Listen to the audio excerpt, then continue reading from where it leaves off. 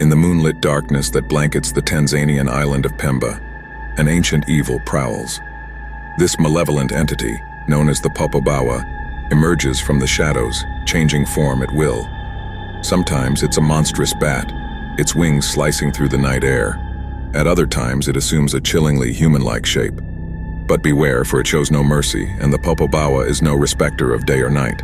The name itself carries an ominous weight, Popobawa, batwing in Swahili.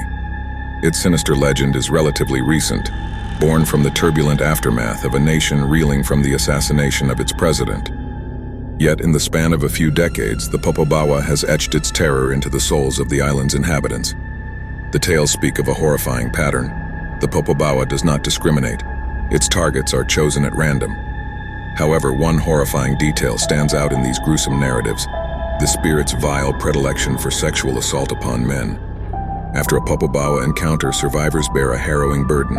They must spread the tale to others on Pemba, or else they will suffer ceaseless visits from this nightmarish entity. The chilling consequences of silence weigh heavily on their minds. The mere mention of an attack sends shockwaves through the island's inhabitants. Sleepless nights become a grim routine. Some desperate souls huddle together outside their homes, clinging to each other in the dim light of the moon, praying for safety that never truly comes. Others resort to desperate measures, their bodies slick with the thick, rancid oil of pigs, believing it repels the relentless attacks. In the shadow of these unspeakable horrors, a man named Myaka Hamad, a humble peasant farmer, recounts his own nightmarish ordeal. In the year 1997, the Popobawa descended upon him. It was not something he could see, for the Popobawa's true form eludes mortal eyes. Instead, he felt its presence, a suffocating malevolence that crushed his very soul. Myaka trembles as he recalls the events that unfolded that fateful night. He couldn't see it, but he could sense it, a demonic presence lurking in the darkness. Terrifyingly, some in his house possessed the unnatural ability to perceive the beast. Panic consumed them, their voices rising in a cacophonous chorus of fear. "Huyo!" they cried, their voices trembling with dread. "The Popobawa is there!"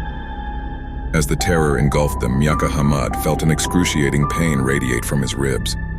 It was as if the very life was being squeezed out of him. He speaks of disbelief, an unwavering skepticism that may have drawn the malevolent gaze of the Popobawa. In a whisper, he muses, "I don't believe in spirits, so maybe that's why it attacked me. Maybe it will attack anybody who doesn't believe." The horrifying legend of the Popobawa endures on the island of Pemba, leaving its people to live in the shadow of a shape-shifting nightmare, where disbelief is no defense against the relentless terror that stalks the night.